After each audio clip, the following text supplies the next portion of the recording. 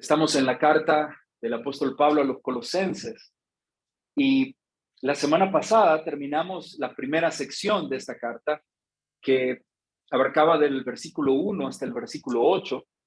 Hoy estamos iniciando una nueva sección que iremos desde el versículo 9 hasta el versículo 14. Dios mediante, entre este y el próximo domingo estaremos viendo esta siguiente parte y hemos titulado esta sección Cristo es la razón, porque estamos tratando de entender Colosenses como una carta que nos muestra que Cristo es el todo, es el preeminente, es el primero, es el principal, es el primogénito. Cristo es todo.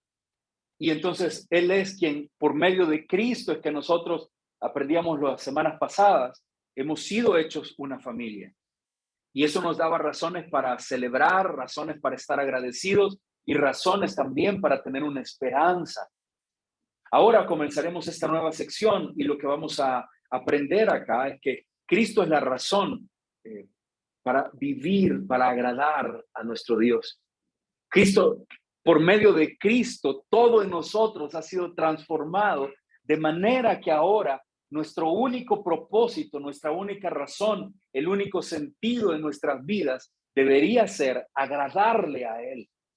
El mayor anhelo en nuestras vidas debería ser vivir para agradar a Cristo. Yo espero que juntos durante esta mañana podamos aprender o podamos convencernos de esto. Creo que es común en los juegos, en un partido, en el fútbol, las meses de la cuarentena estaban jugando sin público en los estadios. Y escuché en más de alguna ocasión a alguno de los jugadores en alguna entrevista decir, se siente extraño estar ahí sin tener los gritos a favor o en contra, sin escuchar el aplauso, el ánimo, el vamos, bueno, todos los demás gritos que yo no puedo repetir aquí. Pero toda esta manera en que están animando y que están tratando de esforzar o de animar, de llenar el corazón del que está ahí en la cancha haciendo el deporte o en los deportes, algún otro tipo de cosas. Es tan normal ver que cuando ya el atleta ha avanzado bastante, ha corrido o está en la bicicleta y ha avanzado mucho, hay gente que está cerca de la meta dándole gritos y dándole ánimo para que lo poco que le queda, están tratando de decirle, ya avanzaste mucho, te falta muy poco, ánimo, vamos, vamos. Lo que yo encuentro en esta siguiente sección que vamos a estudiar ahora, del capítulo 1 de Colosenses, es el apóstol Pablo animando a una iglesia a la cual él ya ha llamado fiel, ya ha llamado santos, por la cual él ya ha dado gracias, porque ha visto su amor, ha visto su fe, ha visto su esperanza. Y entonces está tratando de decirles, lo han hecho muy bien, hermanitos. Han avanzado muy bien. Han conquistado, han logrado mucho, han avanzado mucho en su caminar cristiano. Pero vamos, todavía falta un poco más. Ánimo que nos falta todavía otro poco más por avanzar. Muy bien hasta dónde hemos llegado. Pero todavía tenemos que continuar.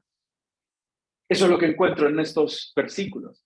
De hecho, la sección, el versículo 9, comienza por lo cual, que es ahí donde vamos a iniciar a estudiar ahora. Comienza con esa expresión, por lo cual. Hermanos, sinceramente doy gracias a Dios de estar aquí esta mañana, verles a todos ustedes acá. Me han regalado domingos muy emocionantes porque ya les vuelvo a ver aquí. También fue feo estar sin público, aunque no me están animando a mí como en la cancha, ¿verdad? Pero es rico hablarle a personas y no estar en una cámara. Y tenemos todo eso para celebrar, el que el Señor nos apartó, el que el Señor nos ha escogido, el que el Señor nos tiene en Él, el que el Señor nos da esta hambre por Él. Esto es una gran razón para celebrar. Pero el Señor nos ha traído esta mañana aquí a todos nosotros para decirnos, vamos, hermano, que todavía nos falta un poco más. Qué bueno porque hemos llegado hasta acá. Qué bueno por todo lo que ya entendemos. Qué bueno por lo que hemos aprendido. Qué bueno que hemos caminado ya en Él por todo este tiempo. Pero nos falta todavía un poco más porque el propósito de la vida cristiana no es llegar a tener información en la mente. No es llegar a convencerse de que soy cristiano y decírmelo a mí mismo. El propósito de la vida cristiana es vivirla. Es vivir de una manera que lo único que nos importe es ser agradables para Él. Qué bueno porque el Señor nos ha traído hasta acá, pero todo el conocimiento que se pueda tener solamente es sólido, solamente es efectivo cuando comienza a moldear nuestra conducta. Entonces estoy seguro que hemos escuchado del Señor, que hemos aprendido del Señor, pero ahora el Señor nos trae para recordarnos que necesitamos vivir conforme a lo que hemos aprendido, que necesitamos vivir conforme a este evangelio. Qué bueno porque lo escuchamos, qué bueno porque lo recibimos, qué bueno porque lo hemos atendido, pero ahora tenemos también que entender que debemos aprender a vivirlo. Por esa razón, cuando el apóstol Pablo comienza a escribir esta siguiente sección que estamos viendo el día de hoy, él hace un pedido. De hecho, lo que vamos a leer ahora es una oración de Pablo. Y su oración básicamente es: Señor, que ellos conozcan tu voluntad. Que cada creyente conozca la voluntad de Dios para su vida. Lo que esta mañana aprenderemos con ayuda del Señor, recordaremos que en estos versículos el Señor nos recuerda que debemos vivir para agradarle en todo a Él, porque esta es su voluntad. El Señor nos recuerda que debemos de vivir para agradarle en todo a Él, porque esta es su voluntad. Nada debería ser más importante para nosotros que vivir para agradarle al Señor. Y si ustedes me acompañan a leer el texto, creo que estará mucho más claro en la medida en que podamos ir avanzando en él. Colosenses capítulo 1 y versículo 9. Dice de la siguiente manera la palabra del Señor: por lo cual también nosotros, desde el día que lo oímos, no cesamos de orar por vosotros y de pedir que seáis llenos del conocimiento de su voluntad en toda sabiduría e inteligencia espiritual, para que andéis como es digno del Señor. ¿Qué dice ahí? Agradándole en todo, llevando fruto en toda buena obra y creciendo en el conocimiento de Dios, fortalecidos con todo poder, conforme a la potencia de su gloria, para toda paciencia y longanimidad, con gozo, dando gracias al Padre que nos hizo aptos para participar de la herencia de los santos en luz, el cual nos ha librado de la potestad de las tinieblas y trasladado al reino de su amado Hijo, en quien tenemos redención por su sangre, el perdón de pecados. ¿Me acompañan y oramos? Tenemos la bendición del Señor a su palabra. Dios hermoso, tenemos tanto gozo de estar aquí reunidos, tanto gozo de poder abrir tu palabra, tanto gozo de poder estar juntos. Señor, celebramos esta mañana el hambre, el deseo que tenemos de ti y de tu verdad durante esta hora. Pero Señor, lindo, te pido en esta mañana que tu palabra, Señor, pueda, tal y como lo dice la Escritura esta mañana, pueda permitirnos conocer tu voluntad, que seamos llenos del conocimiento de tu voluntad, para entonces poder vivir, Señor, para ti y poder vivir para agradarte. Habla nuestras vidas durante este tiempo, Señor. Te lo entregamos a ti y te rogamos, Señor, que nada distraiga nuestras vidas. Quita cualquier estorbo, cualquier distracción, incluyendo mi propia vida, Señor. No sea un estorbo para lo que tu palabra quiera hablar a cada uno de mis hermanos. Gracias porque podemos estar aquí hoy y podemos escudriñar tu palabra. En el nombre de Jesús. Amén. Amén. Quisiera que rápidamente, como resumir esto, y quisiera que respondamos 4 preguntas rápidamente para resumir esto, como introducción, nada más. ¿Qué encontramos en estos versículos que acabamos de leer? Como ustedes lo acaban de notar, lo que hay aquí es una oración, una intensa oración del apóstol Pablo. Cuando ustedes leen esto, se dan cuenta de la manera como oraba este hombre. Él está orando de manera intensa y me encanta porque su única petición es que ellos sean llenos del conocimiento de tu voluntad. Es increíble porque nuestros tiempos, nuestra generación no ora de esta forma. Usualmente oramos, Señor, dame, regálame, concédeme, otórgame, bendíceme, ayúdame, prospérame, sáname. Pero la oración de Pablo ni tan siquiera está hablando del mismo, es una oración intercesora. Y su petición es, Señor, que conozcan totalmente tu voluntad. Entonces, ¿qué es lo que encontramos? Una oración. ¿Por quién está orando Pablo en estos versículos? La oración que él está elevando acá es por los creyentes. Es una oración general por los creyentes. Muy específicamente podríamos entender por los hermanos en Colosas. Pero creo que esto puede ser ampliado y entender es una oración por los creyentes, a los que antes ha llamado a los santos y fieles hermanos, que les dijo en el primer versículo 1 y 2. Pablo ora por todos aquellos que han conocido ya la gracia de Dios en verdad y que él ha sido testigo por el reporte de Epafras que están dando fruto. Dice, estos creyentes que han puesto su confianza en Cristo, que han experimentado la gracia de Dios sobre sus vidas y que ya están mostrando eso, al mostrar amor a sus hermanos, al mostrar compasión con nosotros, al tener fe, al tener una esperanza. Pablo ora por ellos. Ahora, ¿qué es lo que está pidiendo? Que conozcan la voluntad de Dios. Quiero hacer un paréntesis en esto, porque sé que todos ustedes están rodeados de gente a la que aman.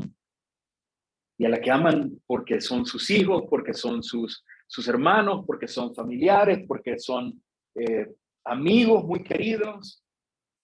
Hermanos, aprendamos del ejemplo de Pablo.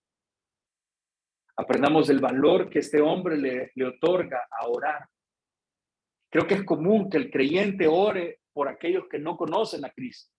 Y entonces oramos, Señor, que se convierta fulano, Señor, que te conozca mi amigo fulanito, mi pariente fulanito.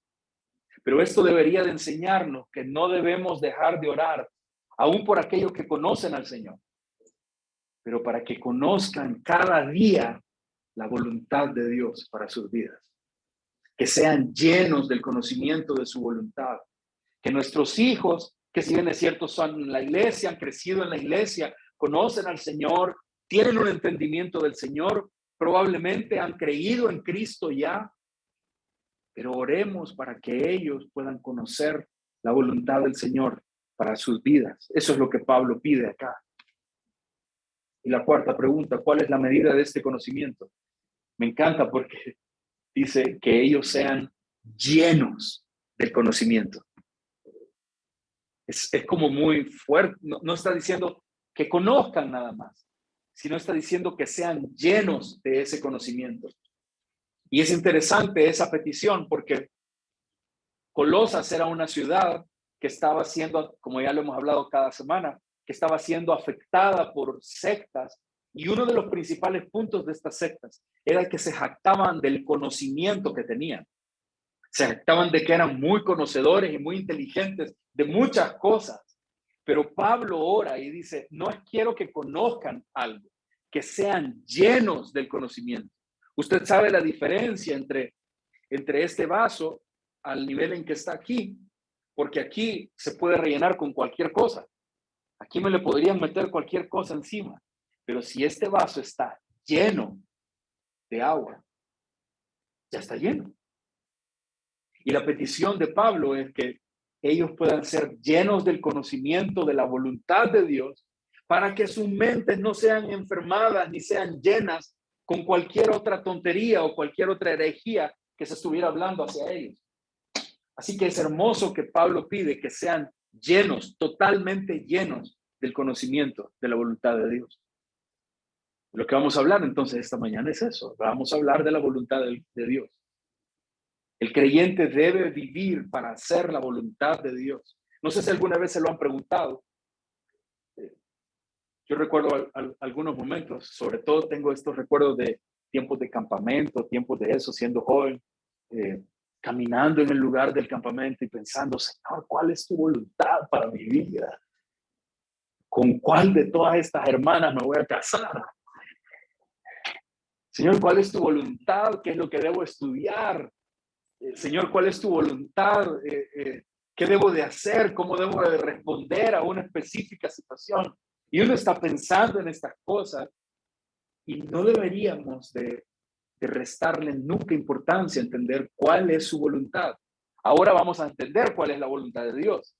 Hubiera querido saber esto en aquel tiempo. Por decirlo de una manera muy sencilla, la voluntad de Dios para su vida es que usted pueda vivir para agradarle a Él. Eso es lo que entendemos de este pasaje. ¿Qué es la voluntad de Dios para mi vida? Que usted viva para agradarle. ¿Qué es lo que Dios quiere para mí? Que yo viva para agradarle a Él. En todo lo que hago, en todo lo que soy. Y entonces lo que vamos a responder ahora es cómo podemos hacer para agradar a Dios. Y veremos tres cosas en estos minutos. ¿Qué debemos hacer para agradar a Dios en todo? Tres cosas vamos a ver en estos versículos. Número uno, a ver si me pone el siguiente. Número uno, debemos conocer la voluntad de Dios. Eso lo aprenderemos en el versículo 9. Luego tenemos que aprender a enfocarnos en la voluntad de Dios. Eso lo veremos en el versículo 10. Y luego vamos a aprender que debemos hacer la voluntad de Dios. Eso lo veremos en versículo 10, 11 y 12. Así que vamos a entrarle ahí y vamos a aprender con la ayuda del Señor esto ahora. Debemos vivir para agradarle al Señor en todo, porque esta es su voluntad. Quiere hacer conforme a lo que Dios demanda de su vida, quiere vivir conforme a la voluntad de Dios. Busque agradarle a Él en todo lo que hace. Miren el versículo 9, vamos a ver el primer punto. ¿Qué debemos hacer para agradar a Dios? Debemos conocer su voluntad. Versículo 9. Por lo cual también nosotros, desde el día que lo oímos, ¿qué hace Él? No cesamos de orar por vosotros y de pedir que seáis llenos, o sea, es completamente llenos del conocimiento de su voluntad en toda sabiduría e inteligencia. Evidentemente, el tema en este versículo es la oración.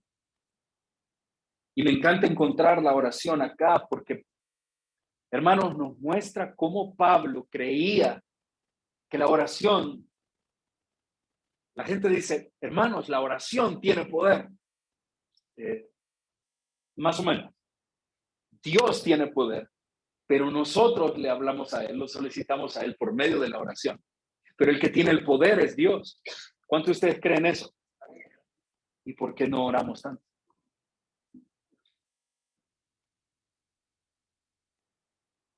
Todos nosotros decimos, yo creo que Dios puede, yo creo que Dios lo puede hacer, pero no oro. Quizás la mayor parte de las preocupaciones que ahora mismo tiene en su vida, las tiene, le preocupan, le quitan el sueño, le dan angustia, le quitan el hambre, le ponen de mal humor, está irritado, quizás hace todo eso en usted. Pero ¿cuánto tiempo se sentó a orar por eso a Dios ya? Nos preocupa, estamos afligidos, Señor, tengo miedo, no sé cómo voy a saber, no sé cómo voy a salir, no sé cómo voy a resolver, no sé cómo voy a enfrentar esto, no sé qué va a pasar el resto de los meses, no sé cómo voy a entrar en medio de esta dificultad. ¿Ya oró por esto? ¿Viene a Dios constantemente en oración por la situación que vive? El anhelo de Pablo evidentemente es que estos creyentes que han puesto su confianza en Cristo continúen creciendo hasta ser llenos de la voluntad de Dios. Pero la forma como él trata esto es en oración. Fíjense, Pablo no puede estar con ellos. ¿A dónde está Pablo cuando escribe esta carta? ¿Se recuerdan? En una prisión, en Roma. Ellos están en Colosas. Hay miles de kilómetros de distancia entre ellos. ¿Cómo habría sido feliz Pablo con que hubiera WhatsApp y Facebook y y YouTube y todo esto para estar enviando mensajes desde allá de la cárcel. Yo creo que algo hubiera hecho para meter un teléfono a escondidas también a la prisión allá.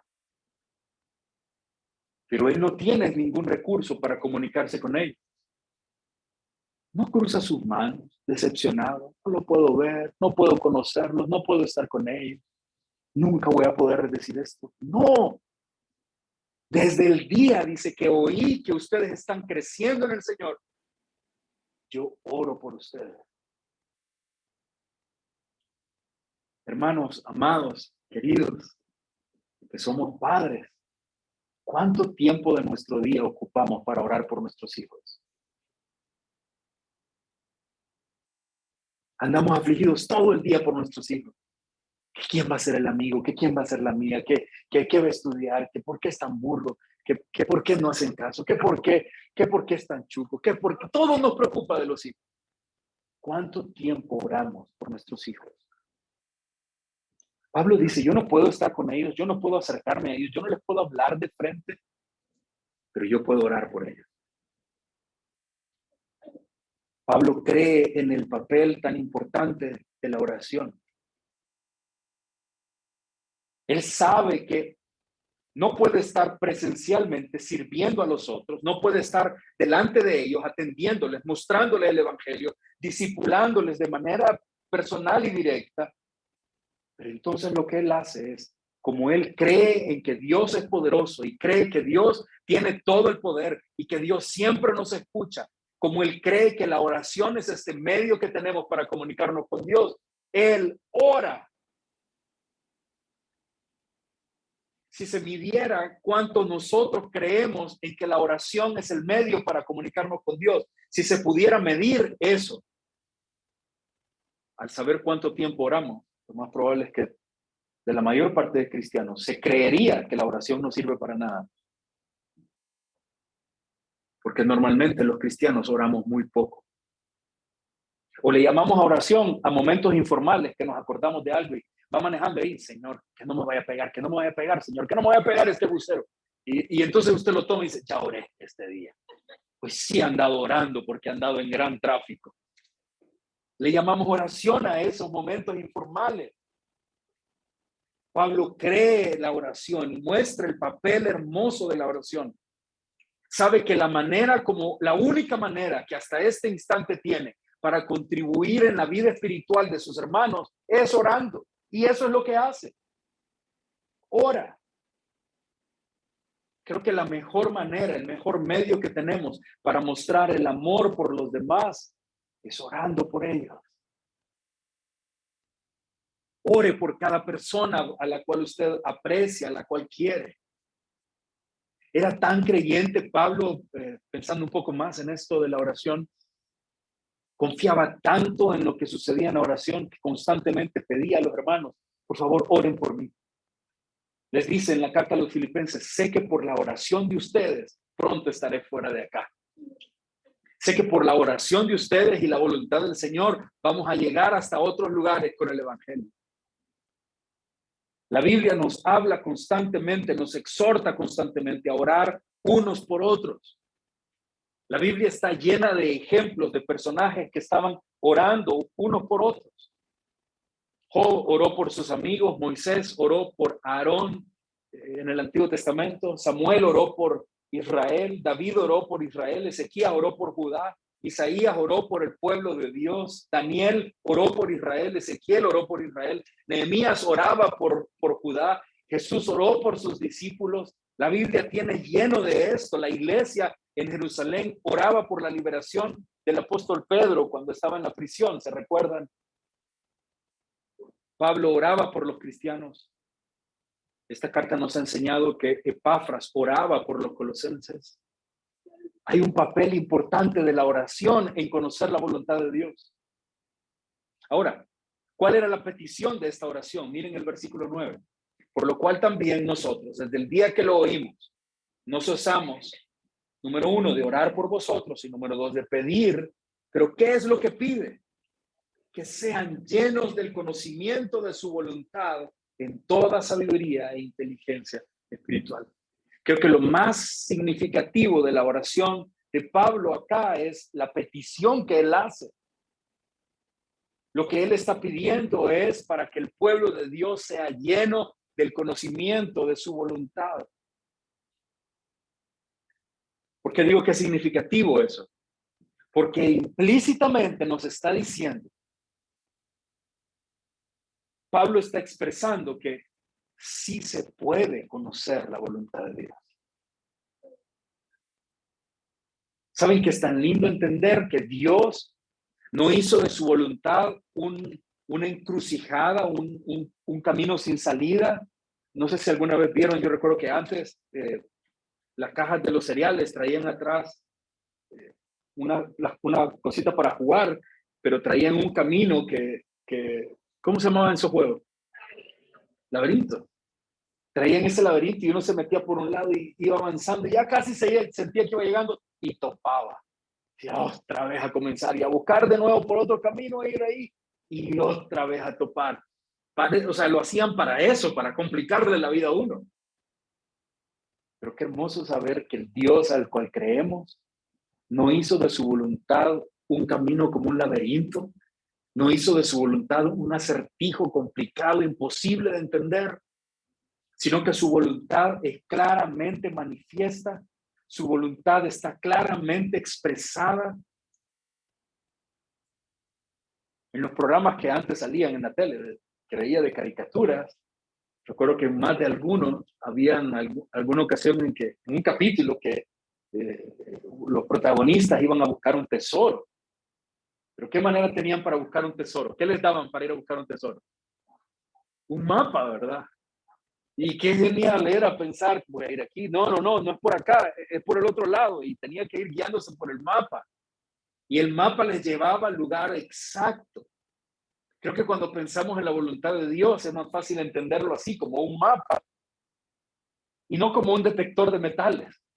¿Viste esos aparatos con los que andan ahí viendo dónde está algún metal o alguna cosa así? Es más complicado, no saben a dónde buscar, solo lo van pasando, pero con el mapa tenía una certeza.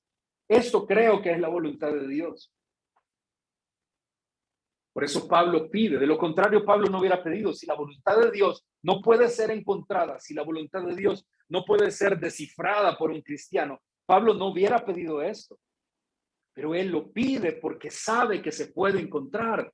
Así es que dice, te pido que ellos puedan conocer totalmente, que seáis llenos del conocimiento de su voluntad. ¿Y qué es lo que él está esperando? ¿Cuál es el resultado esperado de la oración? Que ellos conozcan la voluntad del Señor en toda sabiduría e inteligencia espiritual. ¿Qué es lo que Pablo quería de ellos? Que estos creyentes, que todos nosotros como creyentes, entendamos cuál es la voluntad de Dios. Obviamente, encontrar y saber la voluntad de Dios no va a responder preguntas específicas, como lo que les decía hace un momento. ¿Y con quién me voy a casar? Señor, yo quiero casarme conforme a tu voluntad. O Señor, yo quiero trabajar en un lugar que sea tu voluntad. Yo quiero comenzar a servir donde es tu voluntad. Tal vez no va a responder esas preguntas específicas, pero es todavía mejor, porque me hace saber que si yo vivo haciendo su voluntad, o sea, buscando agradarle, Él será quien me guiará en cada decisión para estar donde Él quiera que esté.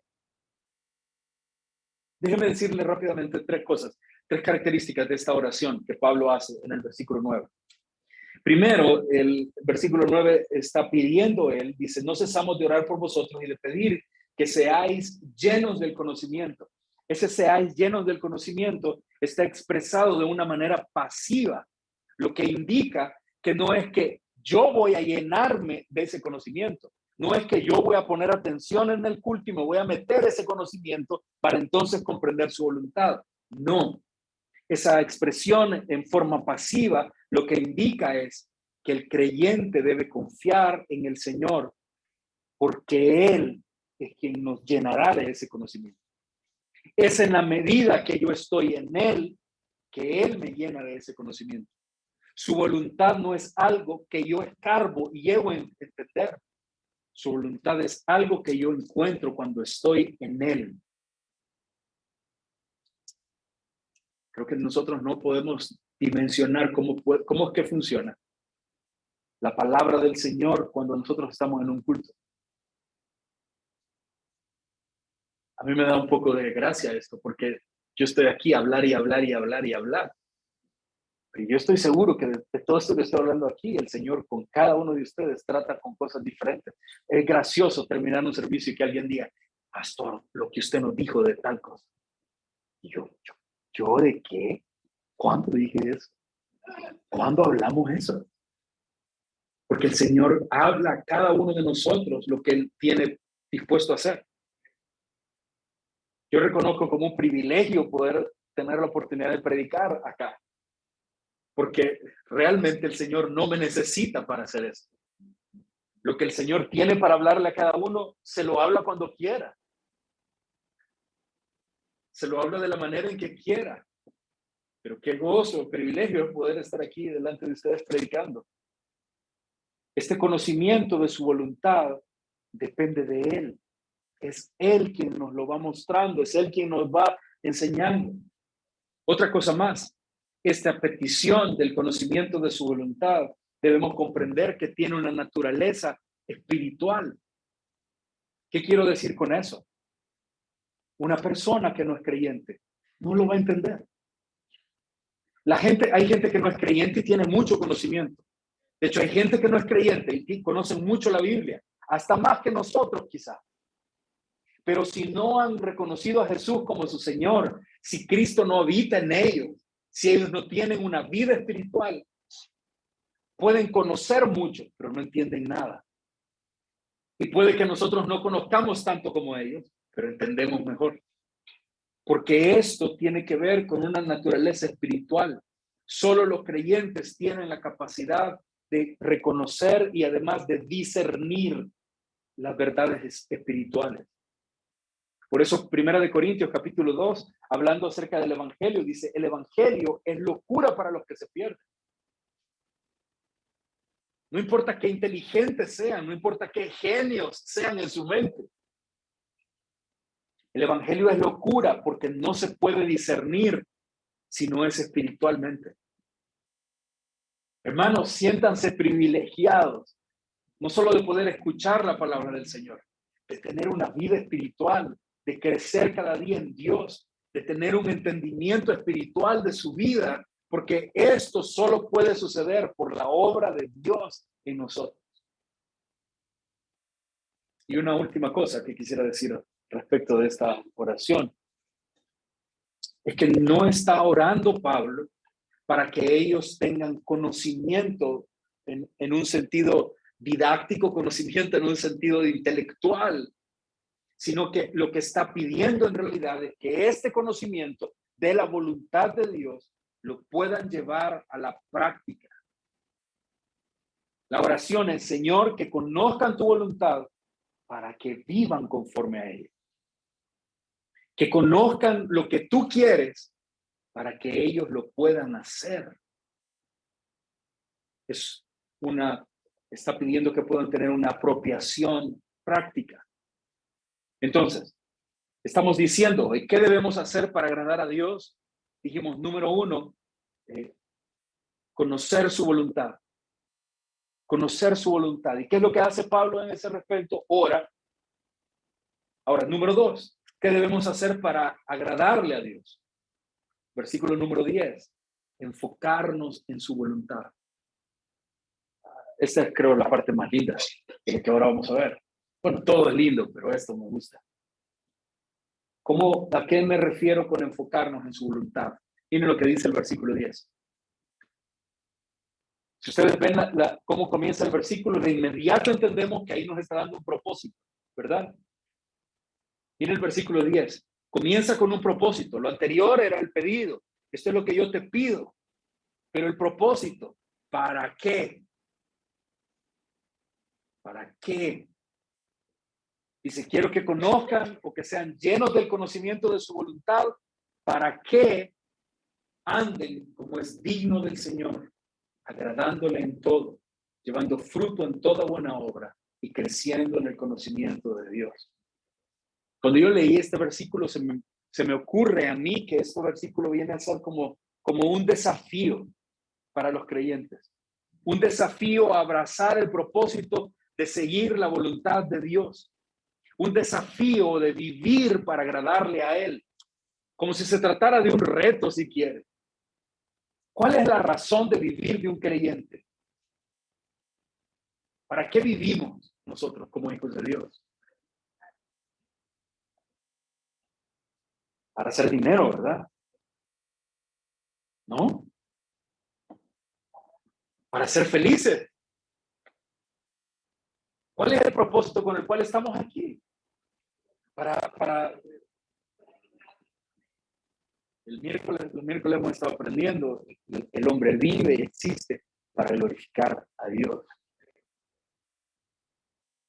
La razón de vivir del creyente, por eso les digo, para mí leer este versículo es como que nos presentaran un desafío, el reto 2022, vivir para la voluntad de Dios.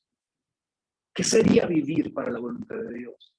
Vivir para agradarle. ¿En qué área de mi vida? En todo. Vivir para agradarle, no solo el domingo. Vivir para agradarle, no solo en la iglesia. Vivir para agradarle, no solo en mi relación con los hermanos en Cristo. Vivir para agradarle en todo.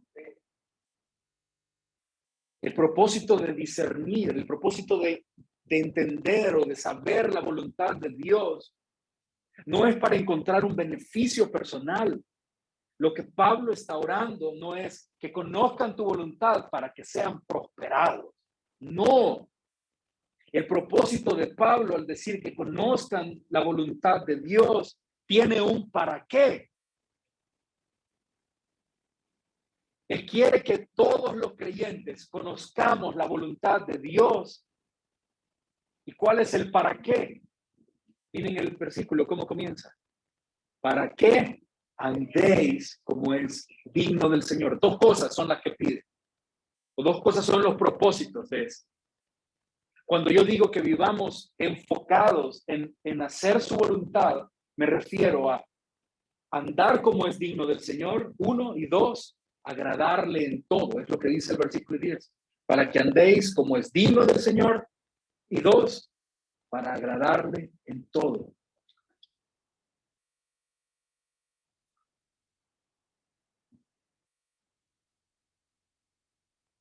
Vivir para agradar, vivir para andar en Él.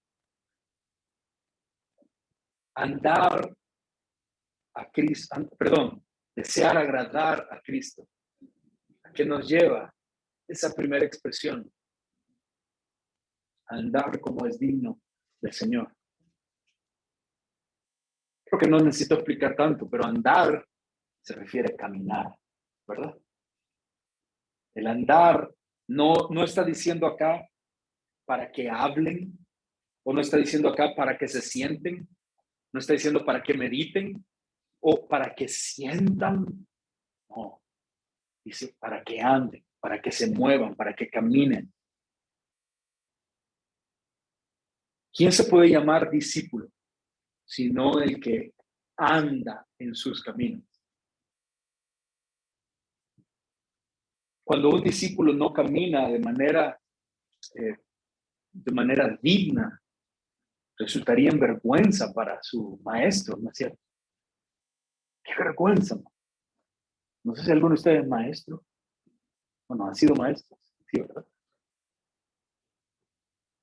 Pero cuando se es maestro, yo he tenido días en que un día llegué a un examen, una prueba de griego, íbamos volviendo después del módulo y cuando llegamos el profesor nos recibió para comenzar la clase. Buenos días, bienvenidos, creo que era como el tercer o cuarto módulo.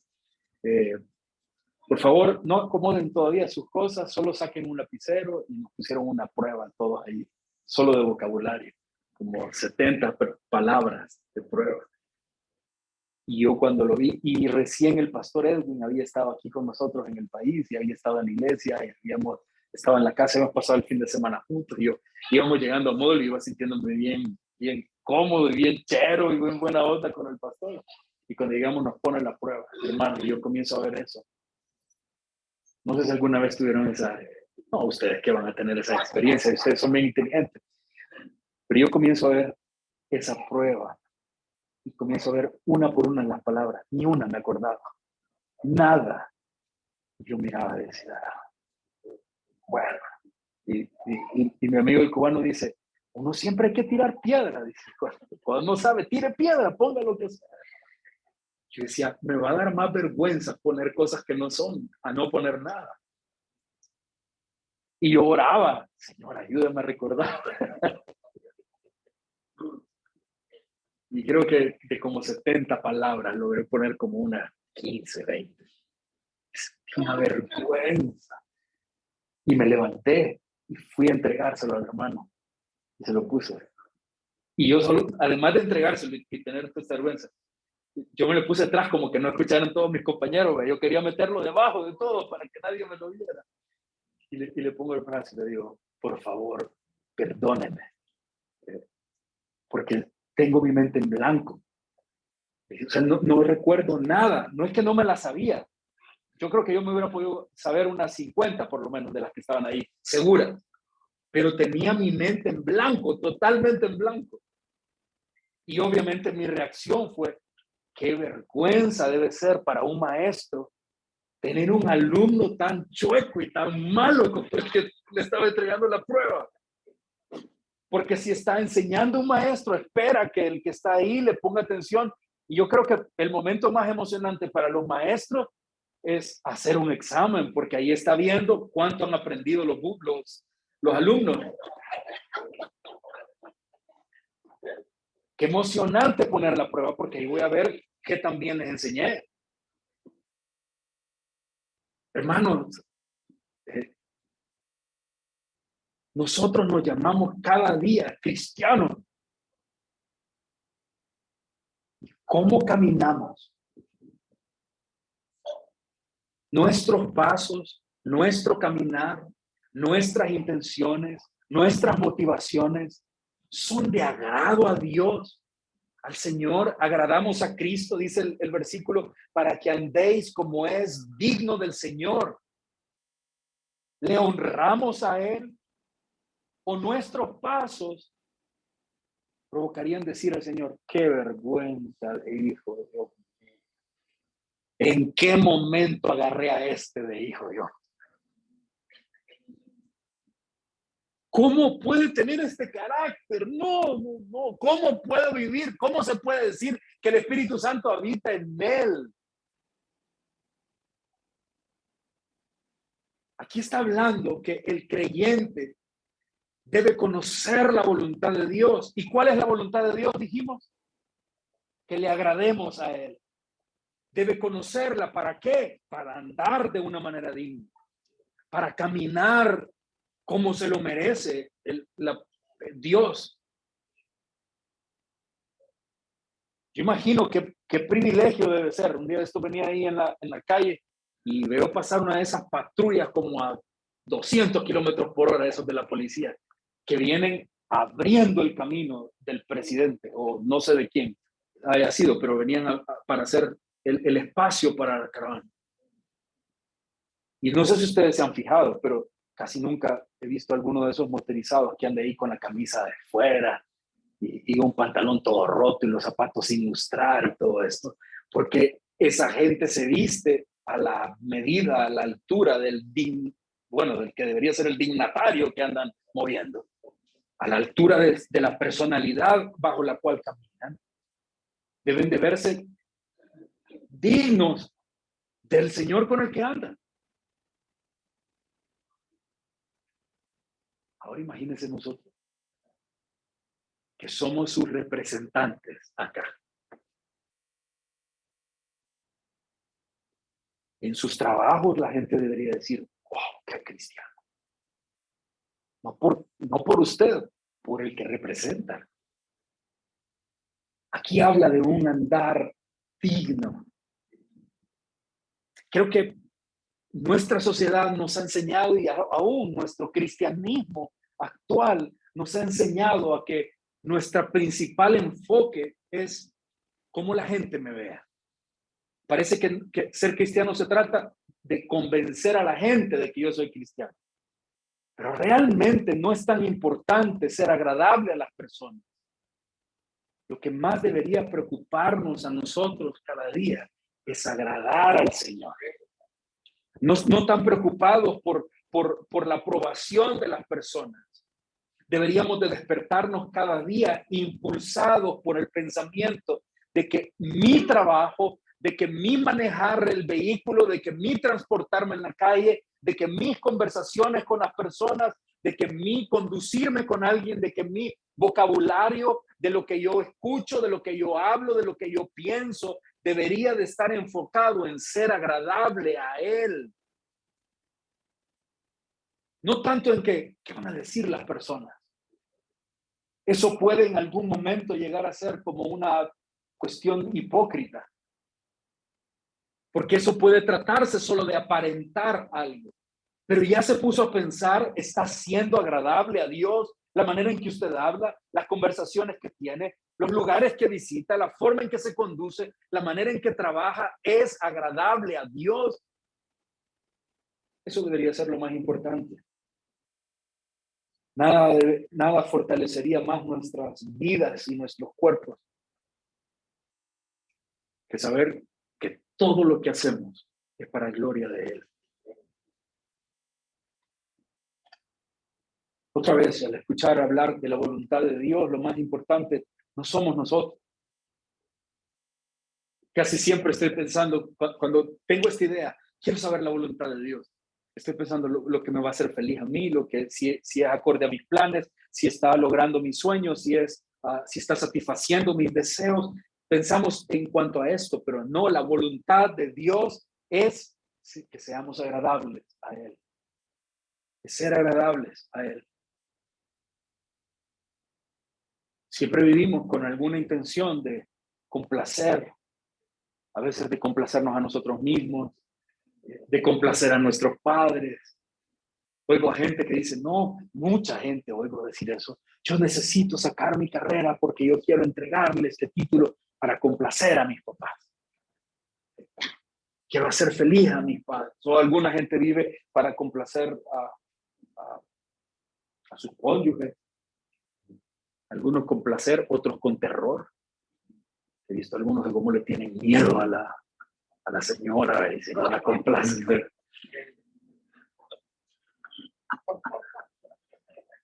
Hermanos, lo que debería determinar nuestra vida es: yo quiero complacer a mi Señor. ¿No les encantaría vivir para esto?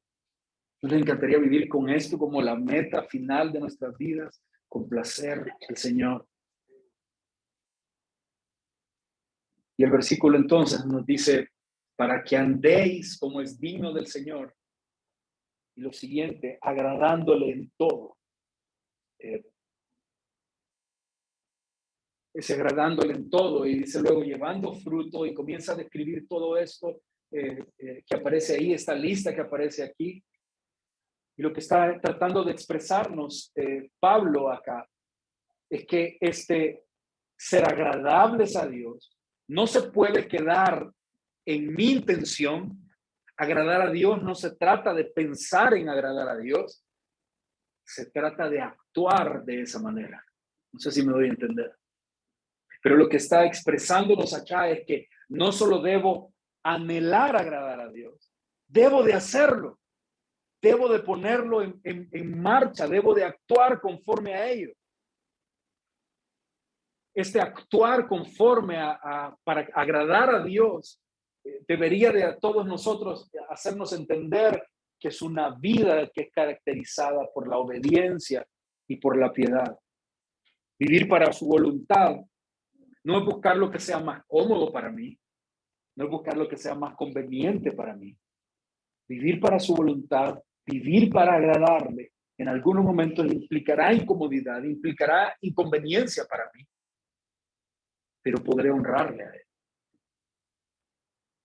Entonces hemos hablado que para agradar al Señor debemos conocer su voluntad, debemos enfocarnos en su voluntad, y al hablar de enfocarnos en su voluntad hemos dicho que debo desear agradar a Dios, pero además debo vivir para agradar a Dios. No puede quedarse en un deseo, debo de llevarlo a la práctica.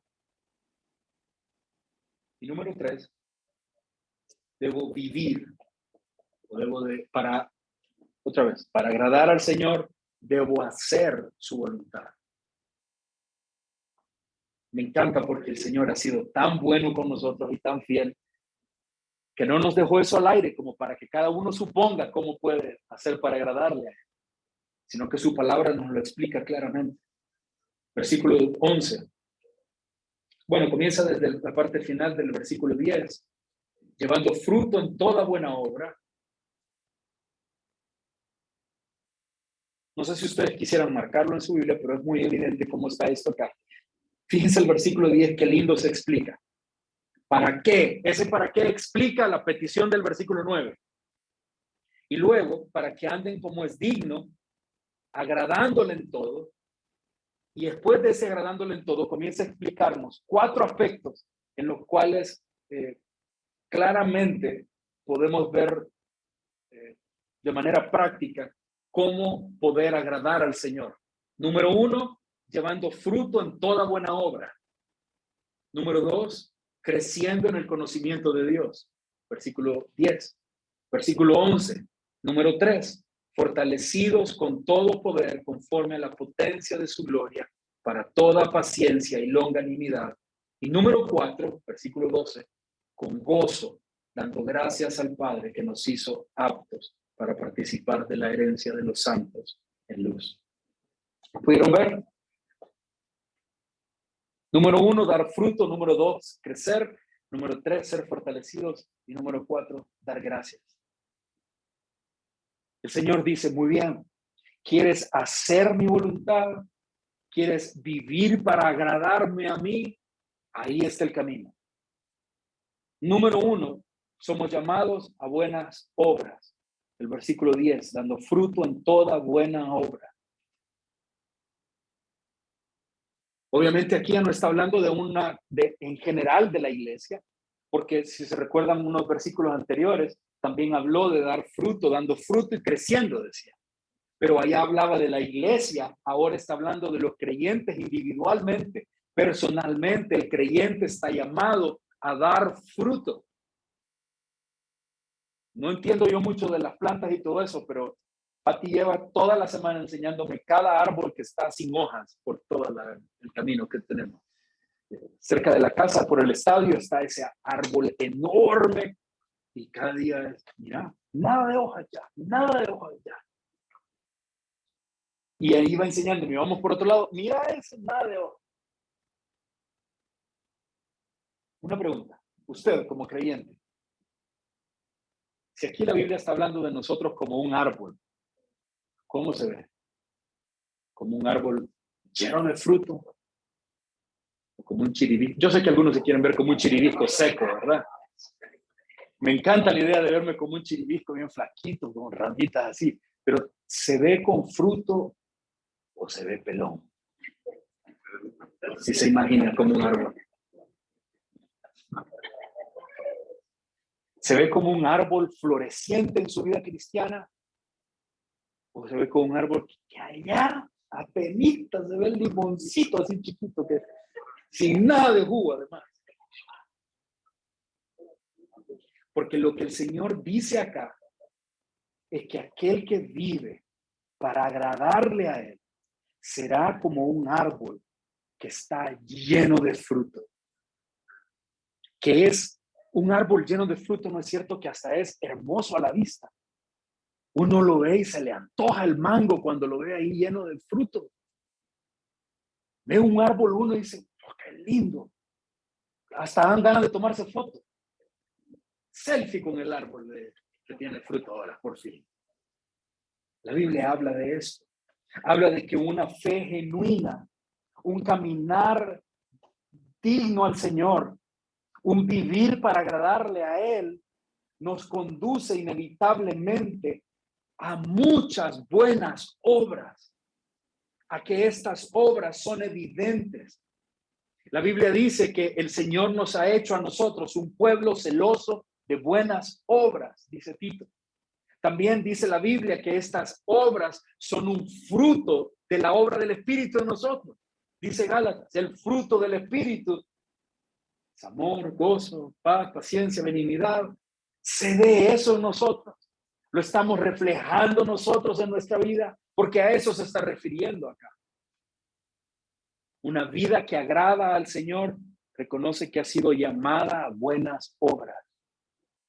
Las buenas obras no son internas, porque ¿qué con ver un árbol ahí y decir, este árbol, mire, tiene un potencial para sacar buenos frutos, pero todo el año seco? Tenemos un llamado a buenas obras. Número 2, el versículo 10, el punto número 2 les decía, dice, y creciendo en el conocimiento de Dios. ¿A qué nos referimos con esto? Estamos llamados a profundizar cada día. Ya antes, cuando habló en el versículo número 6 de el crecer y el dar fruto, se refería a la iglesia. Pero ahora está hablando de los creyentes. El creyente que entiende la voluntad de Dios vive para andar como es digno del Señor y para agradarle en todo. ¿Cómo se manifiesta? Cuando entiende que está llamado a crecer. ¿Cómo voy a crecer? En su relación con Dios. A crecer en su conocimiento cada día, entendiendo más del Señor. Por muchos años para mí era difícil entender esto. Me parecía un poco aburrido y raro que estuvieran hablando tanto de teología en las iglesias, porque decían, no, si hay que hablar de la Biblia de la manera práctica. Pero realmente, ¿cómo crecer en Dios si no es a través del conocimiento de Él? Si no lo hago a través de mostrar lo que la palabra claramente enseña, es superficial. Y por eso es que ahora hay tantos cristianos que viven vidas superficiales, sin arraigarse en el Señor. Por eso es que a la menor prueba que viene sobre sus vidas, salen corriendo y negando a Dios. ¿Cómo Dios pudo permitir que me enfermara? ¿Por qué no? Sí les digo. Pero ¿por qué la gente piensa de esta manera? Porque no están profundizando en Dios. Porque no están arraigados, no han crecido en el conocimiento de Dios. Crecieron con todos estos versículos famosos, esos versículos que se publican todos los días en las redes sociales. Todo lo puedo en Cristo que me fortalece. El Señor tiene planes buenos, el Señor. Y anuncian solo las cosas buenas. Y a veces los versículos los sacan de contexto porque lo que están diciendo no es bueno, pero ellos lo ponen como que sí.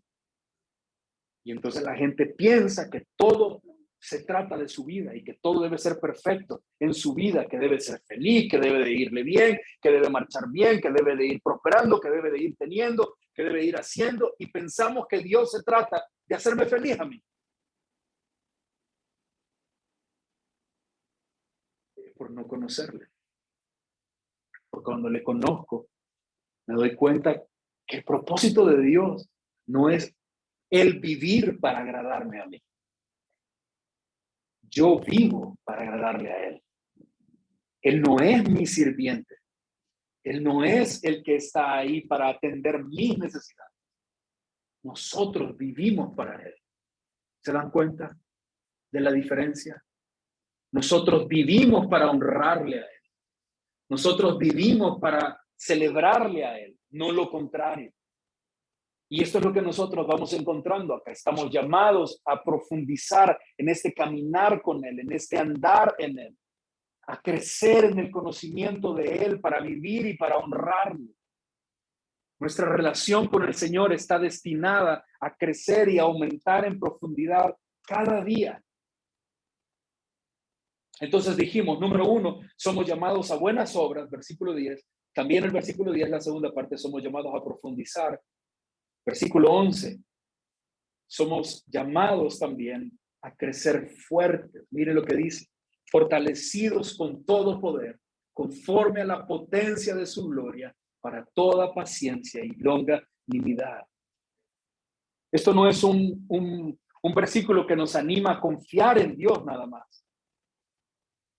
Este versículo me hace saber que para mantenerme agradándole a Él, yo no tengo la capacidad, porque soy débil, porque temo, porque soy imperfecto, porque mis fuerzas flaquean, porque mi fe en momentos puede flaquear. ¿Se recuerdan cuando Jesús está con Pedro y Jesús le dice a Pedro, Pedro, ¿hoy me vas a negar? Y le dice, pero yo he rogado para que tu fe no falte. Vienen días, momentos duros. Vas a flaquear, pero yo he rogado para que no te pierdas ahí, sino que a pesar de la caída puedas levantarte. Yo he rogado para que tu fe no falte. Cuando estamos hablando acá de que somos llamados a crecer fuertes, nos referimos a que debemos ser fortalecidos por el Señor para responder, como dice la parte segunda del versículo, para toda paciencia y longanimidad, porque vamos a enfrentar aflicciones, van a haber pruebas, van a haber días duros, sí van a haber cosas que no serán concedidas, van a haber peticiones que no serán contestadas. Entonces, ¿qué debo de hacer? Estar fortalecido en el Señor para poderle agradar a Él. Número 4, el último de estos 4 aspectos que les mencioné, el versículo 12, dice, con gozo, dando gracias al Padre. El proceso de cumplir la voluntad de Dios para vivir agradando al Señor, tenemos que aprender a dar gracias al Padre. ¿Por qué? Por todo. Porque no estamos en el lugar equivocado, porque no estamos viviendo una vida equivocada, porque no estamos viviendo una vida que no es nuestra. Estamos viviendo conforme a su voluntad. Debemos aprender a estar agradecidos. Y este es nuestro texto del día de hoy. Poco a poco, hermanos, en este escrito el apóstol Pablo está acercándonos a la persona de Cristo. Nos está acercando a la presentación más hermosa que ustedes van a escuchar acerca de Cristo acá en la Biblia, en Colosenses, capítulo 1. Nos vamos a entrar un poquito a eso la próxima semana y luego cuando retomemos Colosenses estaremos ahí comenzando a ver la persona de Cristo, la imagen del Dios invisible, el creador de todas las cosas, Cristo como cabeza de la iglesia, la manifestación de la divinidad, y entraremos a ver todo esto tan hermoso. Él nos lo presentará pronto. Pero por de pronto, el día de hoy, el Señor nos ha recordado que debemos vivir ¿para qué? Para agradarle en todo, porque esta es su voluntad. Que Dios nos ayude a vivir conforme a esa palabra. Amén. Oramos. Señor, esta mañana damos gracias a ti, Señor, por la oportunidad y la bendición que nos das de estar reunidos. Gracias, Señor, por tu palabra. Gracias porque hoy podemos comprender cuál es tu voluntad para nosotros. Ayúdanos a vivir conforme a ella.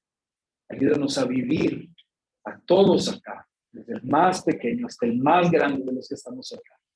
Ayúdanos, Señor, a poder vivir para agradarte a ti, a vivir conforme a tu propósito, conforme a tu plan, Señor, en nuestras vidas. Te necesitamos, Señor, esta mañana. Te agradecemos por permitirnos estar aquí juntos, adorándote y recibiendo de ti. En el nombre de Jesús.